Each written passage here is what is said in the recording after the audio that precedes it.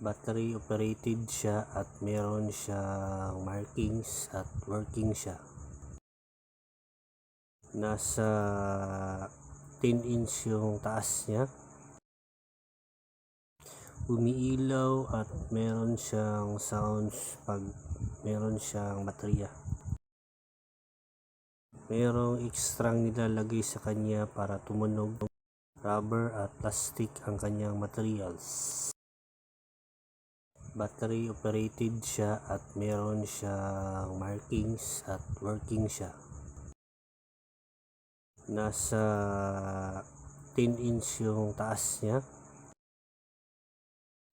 Umiilaw at meron siyang sounds pag meron siyang baterya. Merong ekstrang nilalagay sa kanya para tumunog. Rubber at plastic ang kanya.